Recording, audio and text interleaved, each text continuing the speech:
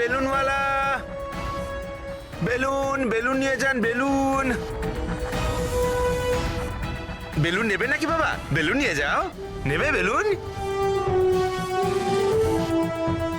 Balloon বেলুনওয়ালা, balloon balloon নিয়ে যান।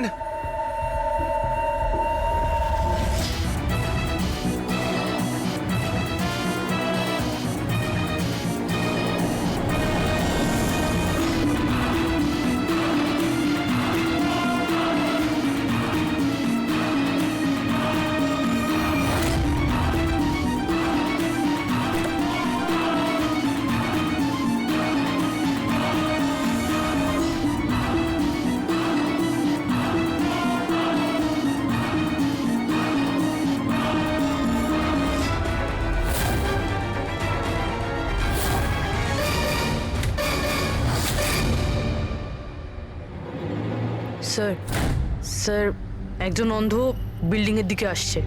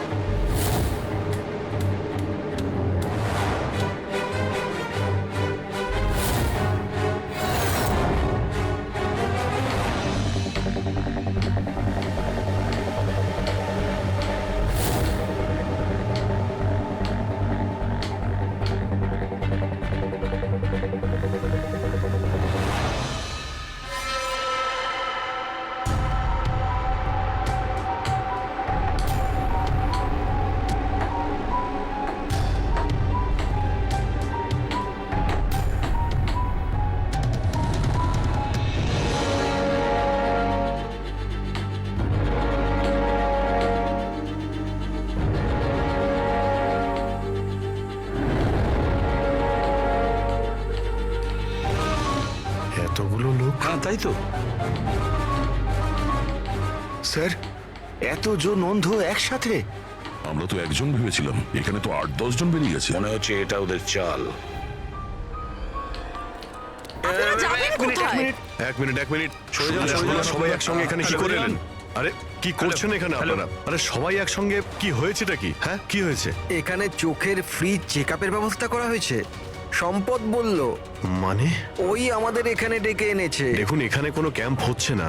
আর আপনাদের এই খবরটা কে দিয়েছে বলুন তো? ওই তো ডেকেছিল আমাদের এখানে।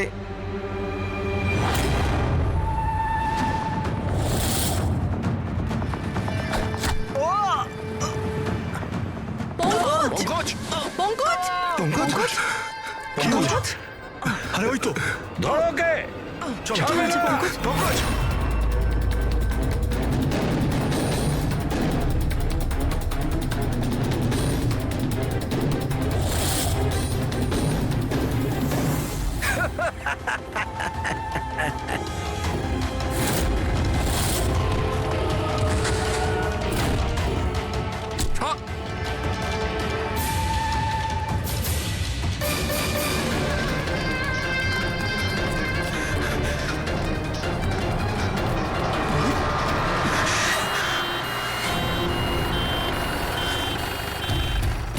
এসো এসো, তাড়াতাড়ি এসো।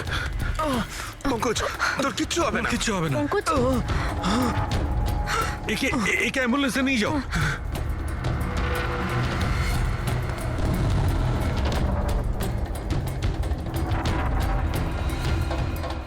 পঙ্কজ, পঙ্কজ, তোর কিচ্ছু হবে না। পঙ্কজ সারিকা এ নাও, বিষটা জানার চেষ্টা করো। বিষের সন্ধান না পাওয়া গেলে আমরা অ্যান্টিডোট দিতে পারবো না। পঙ্কজ, Fast, আমাদের fast. কথা শুনতে পাচ্ছো?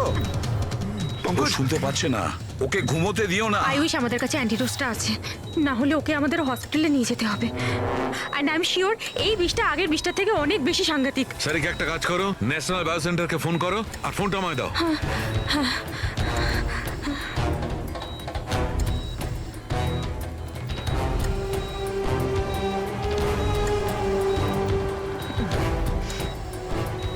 Pankaj, don't worry Pankaj.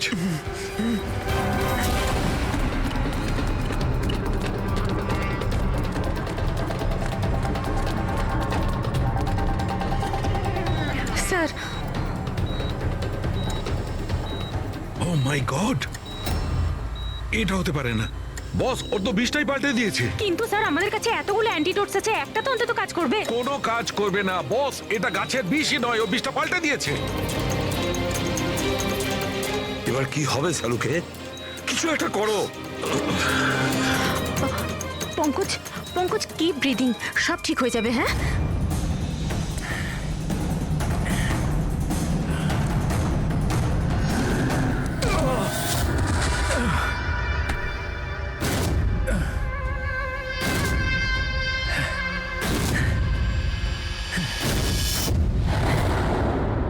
Sir, আমার নাম মদন।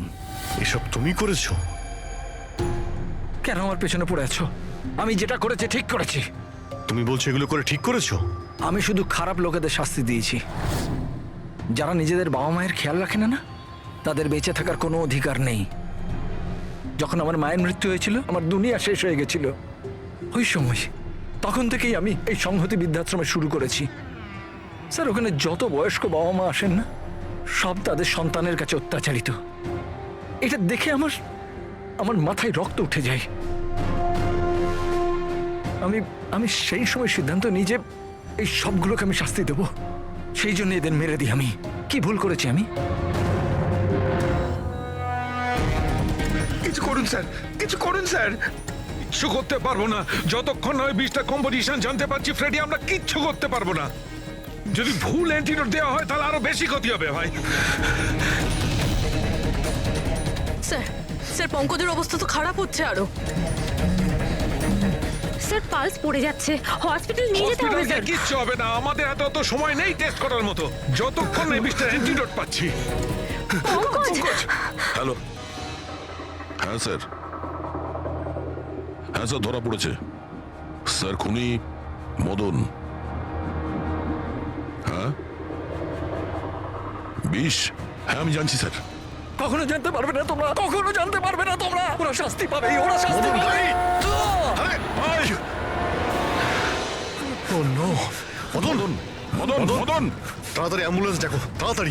না স্যার, কোনো লাভ নেই। আমার কাজ হয়ে না, গেছে মদন, স্যার। মেনে নিচ্ছি তুমি ওদের সাথে যা কিছু করেছো ঠিক করেছো, কিন্তু তুমি যাকে ওই বিষটা দিয়েছো ও নির্দোষ, ও নিরপরাধী, ও কিচ্ছু করেনি। ওই বিষটা কি বলো? হ্যাঁ BTX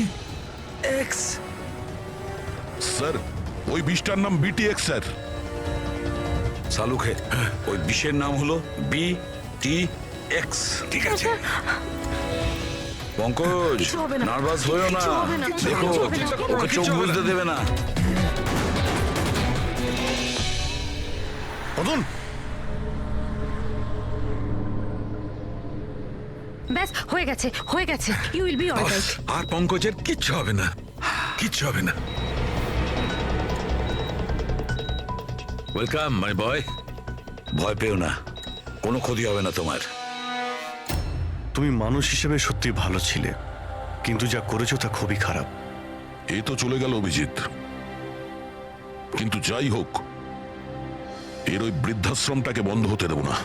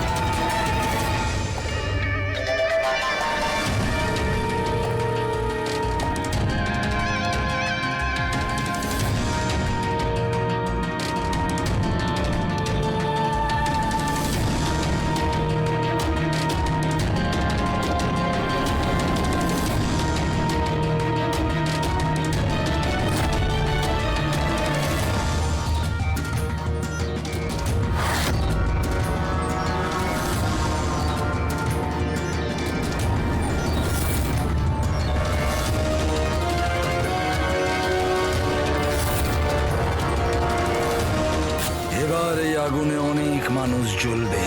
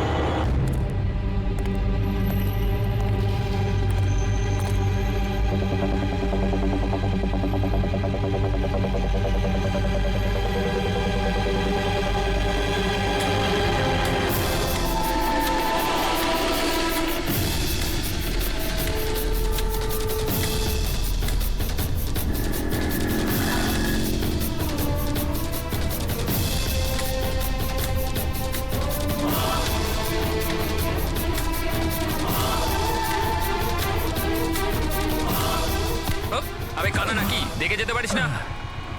অন্ধই আমি ভাই। আরে আরে ভাই, সরি আরে, সরি, আমার লাঠি। আমি বুঝতে পারিনি।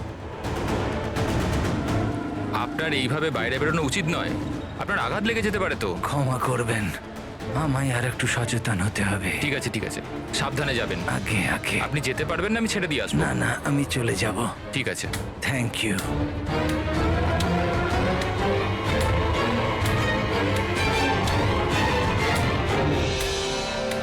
কি হলো রে বাবা, এ ব্যথা করছে কেন?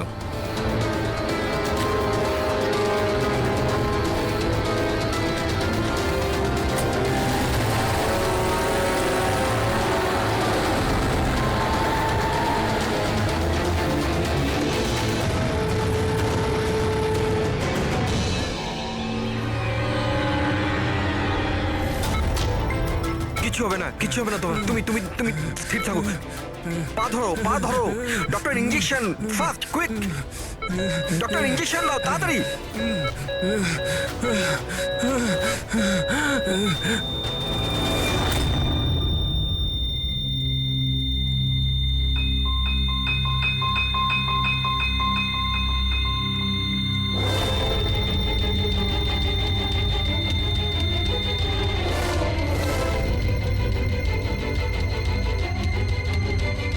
ও my god, he is dead. আর এনার মৃত্যু ন্যাচারালও নয়। এবার কি?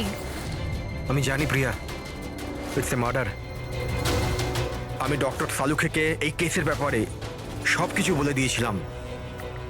এতক্ষণও তো উনি ফাইন্ড আউট করেই নিয়েছেন যে রমেনের মৃত্যুর প্রকৃত কারণ কি।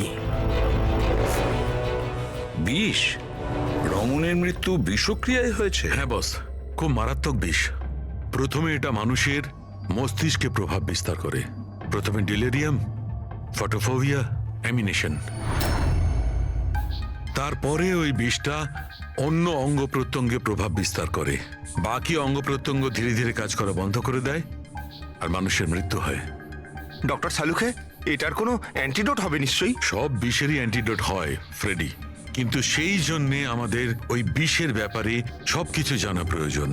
আর বস, এই বিষ খুব সহজে ধরা যায় না। আমাকেও অনেক ধরনের টেস্ট করতে হয়েছে ওই বিষটা আইডেন্টিফাই করতে। স্যার, বীজ দিয়ে মারা আলাদা কথা, কিন্তু এমন বীজ দেওয়া যাতে এইভাবে ছটফট করতে করতে মরবে, এটা কিরকম চমকে যাওয়ার মতো কথা না স্যার? সে যেই হোক, এতটাই ঘৃণা করতো রমনকে যে ও ওকে এরকম সাংঘাতিক ভাবে মেরে ফেললো। বুঝে উঠতে পারছি না কে হতে পারে, কে হতে পারে। যে কেউ হতে পারে স্যার। স্যার, ওই রমেনের জুয়ন নেশা ছিল। ক্রিকেট, রেসকোর্ট, সাট্টা, সব রকমের জুয়া। আর এইসবের চক্করে ওর 5 কোটি টাকার ধার হয়ে গিয়েছিল। 5 কোটি? 5 কোটি? হ্যাঁ স্যার, ওর কাছে হুমকি ভরা মেসেজ এসেছিল। ওর ফোন রেকর্ডে এরকম প্রচুর মেসেজ রয়েছে যেগুলো ওকে বুকিজ আর সাট্টার লোকেরা পাঠিয়েছিল। এই দেখুন। স্যার, হতে পারে যে এদের মধ্যেই কারুর হুমকি সত্যি হয়ে গেছে হয়তো। বুঝতে পারছি না, কিন্তু যেভাবে মেরেছে স্যার, মনে তো হচ্ছে না কোনো বুকির কাজ এটা। যাই হোক, এদের ডাকতে তো হবেই, দেখা যাক কিছু পাওয়া যায় কিনা। Hello ACP Pradyuman. আচ্ছা, ঠিক আছে।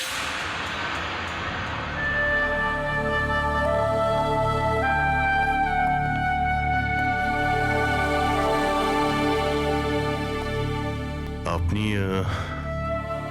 রমেনের খুড়তুতো ভাই হিতেন। হিতেন, কেউ রমনকে খুন করে দিয়েছে। কি মনে হচ্ছে আপনার, কে করেছে? আমি জানি না স্যার। স্যার, খারাপ কাজের খারাপ পরিণাম। একদিন না একদিন তো এটা হতোই। এবার কে করলো, কিভাবে করলো, সেটা তো জানি না স্যার। কিন্তু এতজনের সাথে শত্রুতা, এত টাকা ধার, ওদের মধ্যে কেউই হয়তো।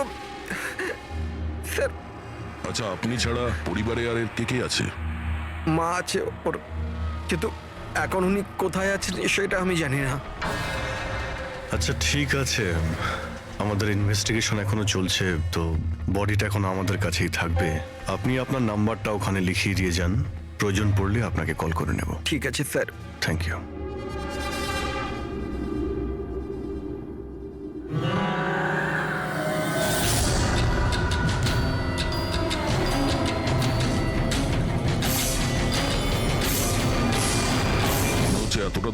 হয়নি যেটাও দেখাচ্ছে? বডি নেওয়ার কোনো তাড়াও নেই, যেতে বলার সঙ্গে সঙ্গে চলেও গেল। কিছু জিজ্ঞাসাও করলো না কবে বডি পাওয়া যাবে। গোলমাল আছে, গোলমাল আছে এই হিতেনের মধ্যে, গোলমাল আছে। ওকে দেখে মনে হয় এই কথাটা কনফার্ম করতে যে রমন মারা গেছে কি না। নজর রাখো ওর ওপরে। রমেন, রমেন, আরে বাবা, সাবধানে সাবধানে। রমেন কি হলো বাবা? রমেন, ম্যাম আপনি আমার ছেলে রমেন, রমেনের কি হলো স্যার? কি হলো বাবা? কি হলো?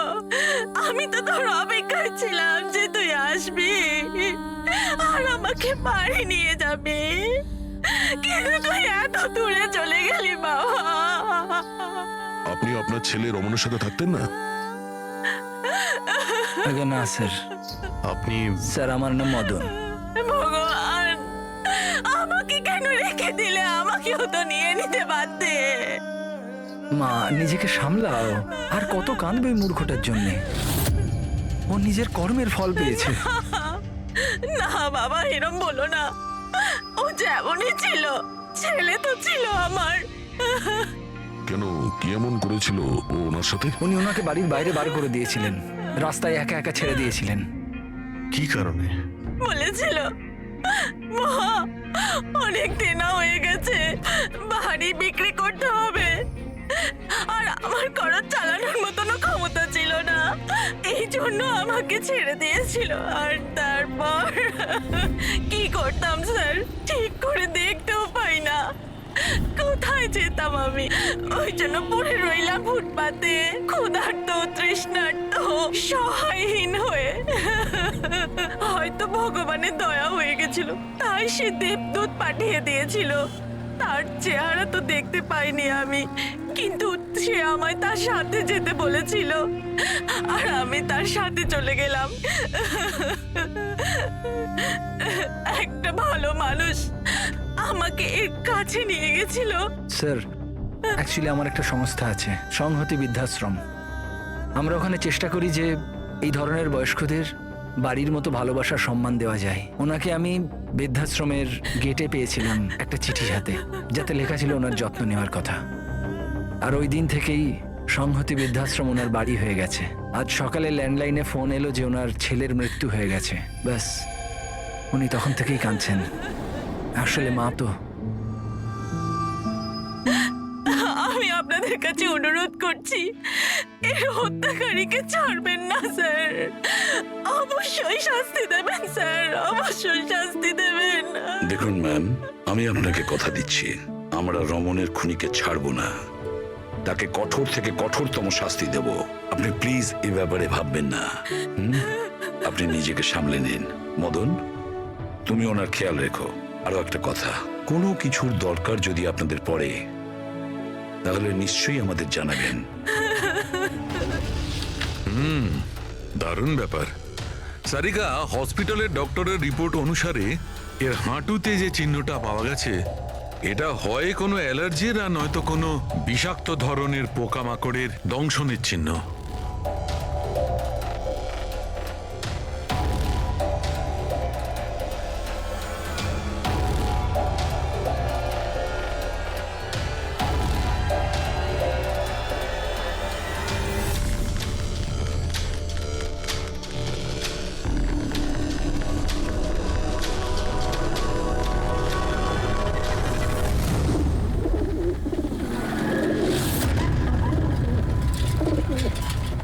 স্যার, এই হিতেনের হাবভাব কিন্তু ভালো ঠেকছে না।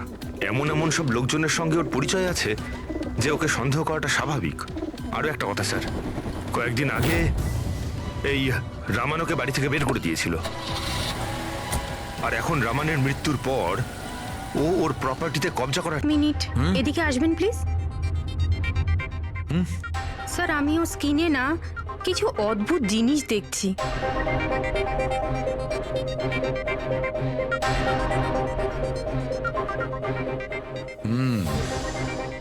সারিকা, এই যে অদ্ভুত জিনিসটা দেখতে পাওয়া যাচ্ছে, আসলে এটা প্যারাফিন। প্যারাফিন? আরে তার মানে ওই বিষটা ওর থাইতে ইনজেক্ট করা হয়েছিল? করা হয়েছে, ওই বিষটা এর থাইতেই ইনজেক্ট করা হয়েছে। তাহলে এই মোম কোথা থেকে এলো? মোম কোথা থেকে এলো? সারিকা, এইখান দিয়ে খুনি বিষ ইনজেক্ট করেছে। আসলে এই বিষটা মোম দিয়ে, প্যারাফিন দিয়ে কোটেড ছিল। এই জন্যে এর চামড়াতেও আর এর রক্ততেও প্যারাফিন পাওয়া গেছে। কারণ খুনি চায়নি যে এই বিষটাও শরীরে গিয়ে খুব শিগগিরই কাজ শুরু করুক, সেই জন্য ও এটাকে কোট করে দিয়েছে। আর এই যে বিষটা এসকামাইন, এটা একটা বায়ো পয়জন, জৈবিক বিষ।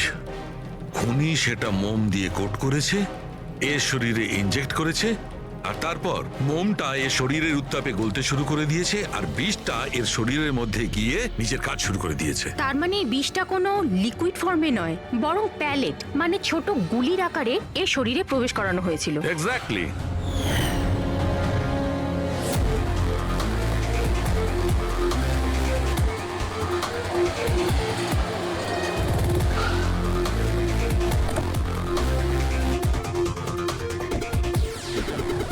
এই হলো সেই কনস্ট্রাকশন সাইট যেখানে রমন ইঞ্জিনিয়ার ছিল। ওর কলিগেরা বলছিল যে এখান থেকে বেরোনোর পরে ওর পায়ে একটু সমস্যা হয়েছিল। কিন্তু এখানে যে সমস্ত ওয়ার্কার্সরা কাজ করে ওরা বলল যে যতক্ষণ কনস্ট্রাকশন সাইটে ছিল ততক্ষণও ঠিক ছিল। তার মানে যা কিছু ঘটেছে কনস্ট্রাকশন সাইট থেকে বেরিয়ে এসে ঘটেছে, তার মানে এখানেই হয়েছে।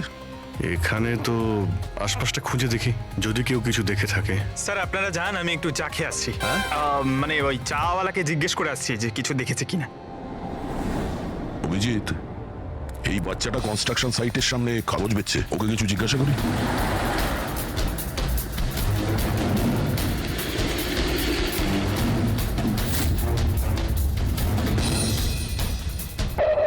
কি নাম বাবা তোমার?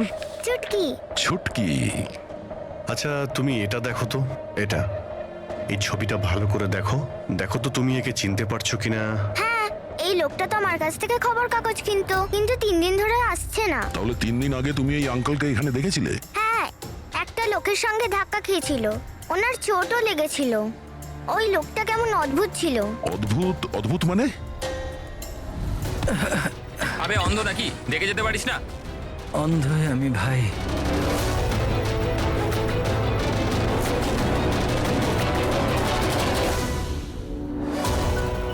এ কি হলো ভাই, এত ব্যথা হচ্ছে কেন?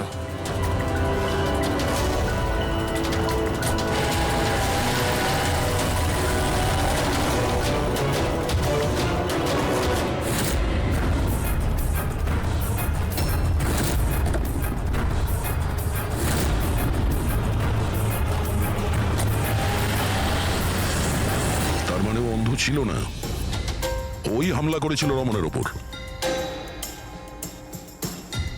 আচ্ছা এটা বলো তো যে ওই আঙ্কেলকে তুমি চিনতে পারবে? তুমি কি ওকে ঠিক করে দেখেছিলে? না। আচ্ছা ওই গাড়ির নাম্বারটা মনে আছে? না আঙ্কেল, ওই আঙ্কেলকে গাড়ি চালাতে দেখে আমি অবাক হয়ে গেছিলাম, এই জন্য গাড়ির নাম্বার মনে নেই। কিন্তু কি হয়েছে আঙ্কেল? ইঞ্জিনিয়ার আঙ্কেল ঠিক আছে তো? না বাবু, ওর কিছু হয়নি, ও অন্য কোনো কনস্ট্রাকশন সাইটে চলে গেছে, এখনো এখানে আসবে না। Thank you. হ্যাঁ তুমি এখন নিউজ পেপার বিক্রি করছো, তুমি স্কুলে যাবে না?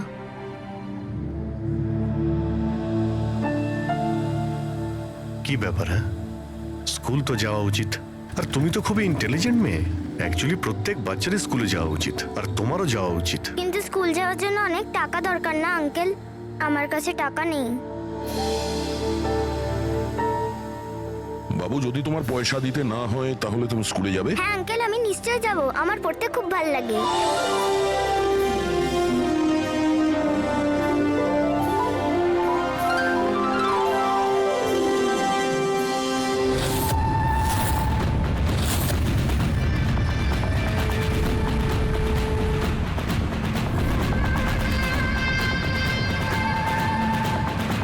সমীর, এবার তোমার পালা। হ্যাঁ বলো। ভাই তুমি একবারে বুঝতে পারো না নাকি? দেখো আমি তোমায় আগেই বলেছি, তুমি যা খুশি করো, আমি ওই ফালতু জায়গার জন্য একটা টাকাও খরচ করব না।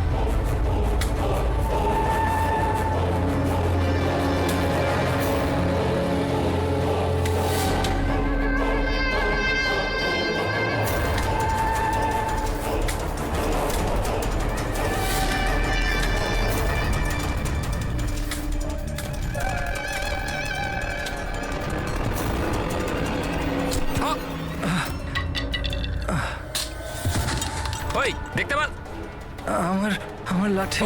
Sorry sorry sorry sorry sorry I am sorry আমার এই তো লাঠি I am sorry extremely sorry. আপনার কোথাও লাগেনি তো? আপনি ঠিক আছেন তো? আমি আপনাকে কোথাও ছেড়ে দিই? না না, আমি ঠিক আছি, আমি চলে যাব। আপনি আপনি ঠিক আছেন তো? হ্যাঁ আমি আমি আমি আমি ঠিক আছি। আপনি সাবধানে যাবেন। হ্যাঁ ঠিক আছে, আপনি সাবধানে যাবেন। ওকে, থ্যাংক ইউ।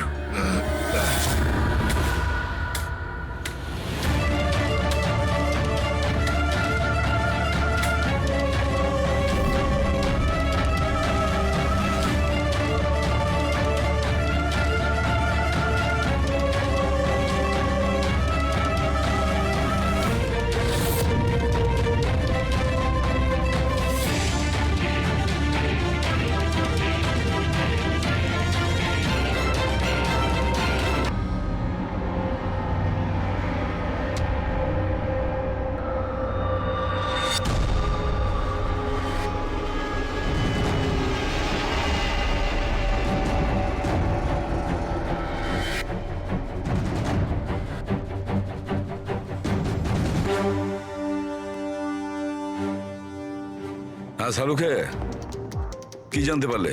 বস, এই লোকটাকে যে বিষটা দেওয়া হয়েছে সেটাও কোনো গাছ থেকেই তৈরি করা হয়েছে। কি, এটাও কোনো গাছ থেকে? হ্যাঁ বস, কিন্তু এটা কি ধরনের বিষ সেটা সারিকা এক্ষুনি জেনে যাবে। এই বিষটার নাম রিকিউনিস কমিউনিস, আর এই বিষটা আগের বিষটার থেকেও অনেক বেশি বিষাক্ত আর ভয়ঙ্কর। রিকিনেস, এটা কোনো গাছের নাম নাকি? হ্যাঁ ফ্রেডি, এটা একটা গাছের নাম। আর বস, এটা কোনো সাধারণ গাছ নয়, সহজে পাওয়া যায় না। আর খুনি যে কেউ হোক, বস ওর গাছপালা সম্পর্কে খুব ভালো জ্ঞান আছে।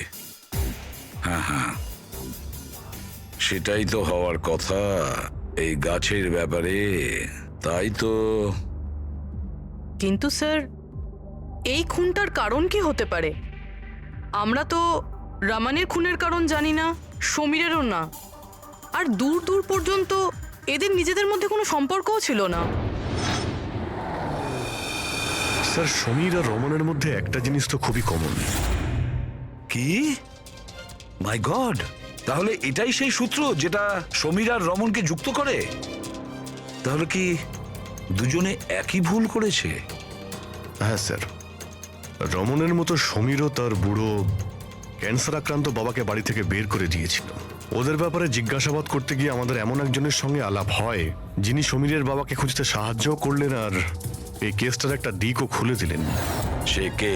স্যার, ইনি doctor Dinesh, hello sir. Cancer সেন্টারের এইচওটি। সমীরের বাবার চিকিৎসা উনিই করছিলেন। ডক্টর দীনেশ, একটা কথা আমাকে বোঝান। সমীর যখন তার বাবাকে বাড়ি থেকে বের করে দেয়, তাহলে সমীরের বাবা, মানে বলতে চাইছি সমীরের বাবা আপনার ওখানে কিভাবে পৌঁছলো ক্যান্সার সেন্টারে? কেউ ওনাকে হাসপাতাল পৌঁছে দিয়েছিলেন। আমি হাসপাতাল পৌঁছেছিলাম যখন আমি ওনাকে দেখলাম একটা চেয়ারে বসে কিছু বিড়বিড় করছিলেন, হাতে একটা খাম ছিল। আমি জিজ্ঞেস করলাম, আপনি কে? কিন্তু উনি কিছু মনে করতে পারলেন না। আমি ওনার হাত থেকে খামটা নিলাম। টাকা ছাড়াও একটা চিঠিও ছিল, তাতে লেখা ছিল উনি ক্যান্সারের পেশেন্ট, আর আমরা যাতে ওনাকে এখানে ভর্তি করিয়ে চিকিৎসা শুরু করি। অ্যাডমিশনের জন্য যে টাকাটা লাগবে সেটা খামের মধ্যে আছে, আর চিকিৎসার যা খরচ সেটা হাসপাতালের অ্যাকাউন্টে ট্রান্সফার হয়ে যাবে। ওনার বয়স আর অবস্থা দেখে আমি ওনাকে অ্যাডমিট তো করে নিলাম, কিন্তু আমি চিন্তায় ছিলাম যদি টাকাটা না পাওয়া যায়। কিন্তু ভগবানের অনেক কৃপা, পরের দিনই চিকিৎসার সমস্ত টাকা, 10 লাখ টাকা হাসপাতালের অ্যাকাউন্টে ট্রান্সফার হয়ে গেছিল। 10 লাখ টাকা?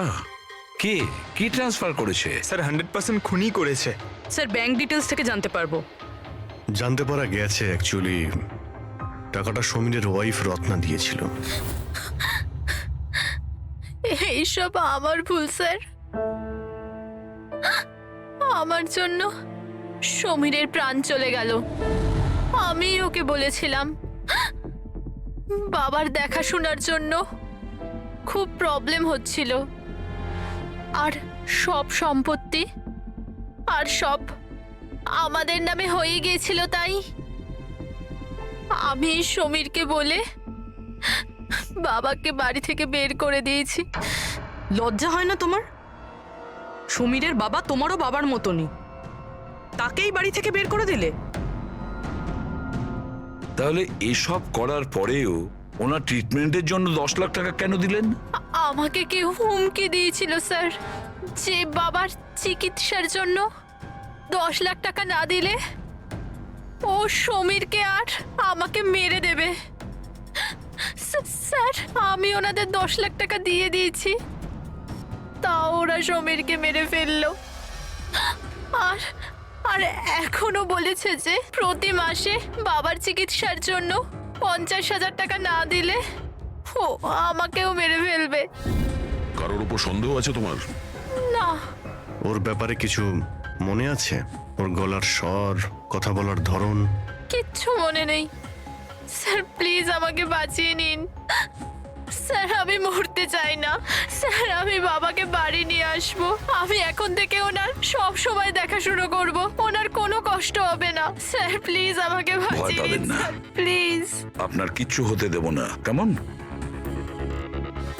পুরবিয়া, কাজ করো, যে নাম্বার থেকে ওকে হুমকি দেওয়া হতো সেই নাম্বারটা নাও আর দেখো কোথাকার। আপনি যান। চলুন।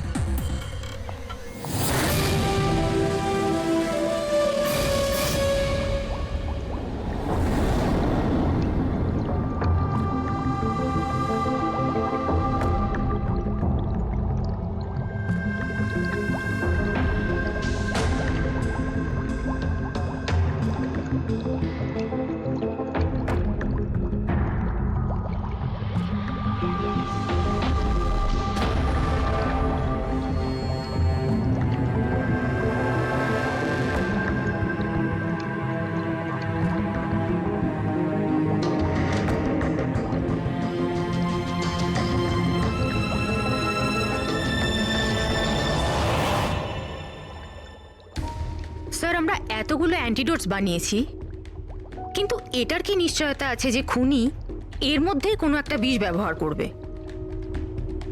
এবার আর যাই করি, আমরা খুনির মাথার ভেতরে তো আর ঢুকতে পারবো না। তোমার কথাটা একদম ঠিকই সারিকা, কিন্তু একটা কথা ভাবো, খুনি এই গাছগুলো থেকে বিষ বার করে ব্যবহার করছে, এই গাছগুলো থেকে আগেরটা থেকে আরো বেশি বিষাক্ত প্রত্যেকবার। আমাদের সব সময় প্রস্তুত থাকতে হবে। জানি না পরের বার কোন ধরনের গাছের বিষ কাকে প্রয়োগ করবে, জানি না কার ওপর, কবে, কখন, কোথায়, কোন ধরনের গাছের জানা নেই।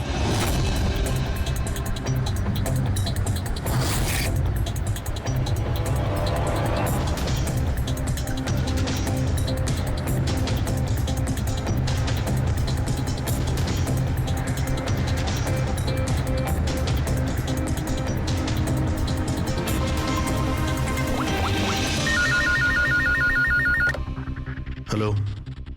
হ্যাঁ হ্যাঁ, পুরবি বলো। স্যার, সেই ফোন বুথটা যেখান থেকে খুনি রত্নাকে খুনের হুমকি দিয়েছিল সেটা ওই বান্দ্রা রেল স্টেশনের কাছেই। Bandra railway station? কিন্তু ওখানে তো খুব ভিড় থাকে, ওখানে নিশ্চয়ই ও অন্ধ সেজে এই কাজটা করেনি। খুবই কঠিন এটা জানতে পারা। স্যার, কেউ কিছু জানে না সেটা ঠিক, কিন্তু একটা বিশেষ ব্যাপার হলো সেটা এই ফোনগুলো সকাল 11টা থেকে 12টার মধ্যে করা হয়েছে। আর রেলওয়ে স্টেশনের কাছে একটা বাস স্ট্যান্ডও আছে যেখান থেকে পুনেতে বাস যায়। পাশেই বাস স্ট্যান্ড আছে, মানে ও ট্রেনে করে যেতে পারে আর বাসে করেও। ঠিক আছে, কোনো ব্যাপার না, দেখছি। ভাইন্দার, তার মানে খুনি মুম্বাইতেই থাকে আর শুধুমাত্র সমীরকে খুন করার জন্যই পুনে গেছিল? তাহলে পুনাও ট্রেনে করে গেছিল, কিংবা বাসে, কিংবা কোনো প্রাইভেট গাড়ি, কিংবা তার নিজের গাড়িতে। সেটাই তো স্যার, খুনি এটা জানতো যে আমরা রত্নার কাছে পৌঁছবই, আর এই কলের ব্যাপারটাও আমরা জেনে যাব। সেই জন্যই ও আমাদের বিভ্রান্ত করছে, আমাদের সঙ্গে খেলতে চাইছে। হ্যাঁ, খেলাই খেলছে। কিন্তু স্যার, আমরা খুনি পর্যন্ত পৌঁছবো কি করে?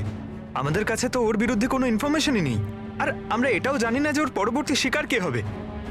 পঙ্কজ, খুনি শিকারের কাছে পৌঁছানোর আগেই আমরা তার কাছে শিকার পৌঁছে দেব।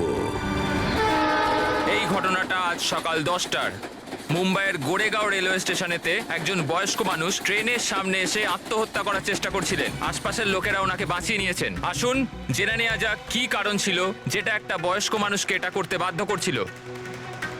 ছেড়ে দাও আমাকে, কেন আমাকে ধরে রেখে দিয়েছো? ছেড়ে দাও আমাকে, আমি বাঁচতে চাই না। কি করব আমি বেঁচে থেকে? কিন্তু আপনার সাথে কি হয়েছে? আপনি কেন আত্মহত্যা করতে চাইছিলেন? কি হয়েছে? আমার সঙ্গে কি হয়েছে? আমাকে আমাকে আমার একমাত্র ছেলে বাড়ি থেকে বার করে দিয়েছে ধাক্কা মেরে।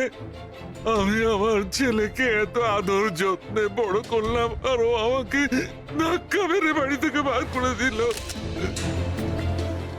এটা তো খুবই দুঃখের কথা। এ কি অবস্থা আমাদের আজকালকার সমাজের। আপনার ছেলে কি করেন? কি কাজ করে? স্কুলে যায়। টিচার বুঝি? না, পড়াশোনা করে, স্কুলে পড়াশোনা করে। এখন 8 বছর বয়স। হ্যাঁ, কি বললেন আপনি? কি বললাম আমি? আপনার ছেলের কত বয়স হলো? কত বছর বয়স? আপনি যে বললেন 8 বছর বয়স। আমার ছেলে 8 বছর বয়স মাত্র আমাকে ঘর থেকে বার করে দিল, আমি মরেই যাব। আপনারা শুনতেই পেলেন, ইনি দাবি করছেন যে এনার 8 বছরের ছেলে নাকি বাড়ি থেকে বের করে দিয়েছে। কি এমন ঘটেছিল? কে এই 8 বছরের বাচ্চা? রেল লাইনে মাথা দিচ্ছিলেন যে বয়স্ক মানুষ, তার 8 বছরের ছেলের খোঁজ আমরা পেয়ে গেছি। আসলে তিনি একজন 33 বছরের সফটওয়্যার ইঞ্জিনিয়ার। বয়স্ক মানুষটির মস্তিষ্কের সমস্যা থাকার জন্য উনি এখনো ছেলেকে 8 বছরেরই ভাবেন। ওনার ছেলে আমেরিকায় থাকেন, আর সে ওনাকে বাড়ির বাইরে বার করে দিয়েছেন। আর তারপরে বয়স্ক মানুষটি আত্মহত্যা করার চেষ্টা করেন। আসুন আসুন ওনার ছেলেকে জিজ্ঞেস করি উনি এটা কেন করলেন। Sir, 1 minute. স্যার একটা প্রশ্ন ছিল। স্যার, এটা কি সত্যি খবর যে আপনি আপনার বাবাকে বাড়ি থেকে বার করে দিয়েছিলেন? হ্যাঁ, এটা সত্যি। স্যার আপনি এটা কেন করলেন? আপনার কি এটা একদম খারাপ লাগলো না? হ্যাঁ, বার করেছি আমি, আর খারাপও লাগেনি। আপনি চেনেন ওনাকে? আপনি কখনো সহ্য করেছেন? ওনার অ্যালজাইমার আছে, ওনাকে সামলাতে সামলাতে পাগল হয়ে যাচ্ছি আমি। আমার একটা নিজস্ব জীবন আছে, আমার ওয়াইফ আছে, বাচ্চা আছে। কি করব আমি? আরে কতদিন ধরে টাকা খরচা করে ওনার ট্রিটমেন্ট করাবো আমি, আর কিচ্ছু নেই আমার কাছে। কি করে ট্রিটমেন্ট করাবো ওনার আমি? আরে আমাদের পেছন ছাড়ো তুমি, এখান থেকে দূরে কোথাও চলে যাও। বিরক্ত হয়ে গেছে আমি তোমার থেকে। এই নাটক দেখার জন্য এখানে দাঁড় করিয়ে রেখেছো। এবার আনন্দ পেয়েছো তো? চলে যাও এখান থেকে। Sir sir sir sir sir sir, আপনিও তো কখনো ছোট ছিলেন। ইনি আপনাকে পড়াশোনা শিখিয়ে বড় করলেন, আপনাকে মানুষ করলেন, আর আপনি ওনাকে বাড়ির বাইরে বার করে দিলেন।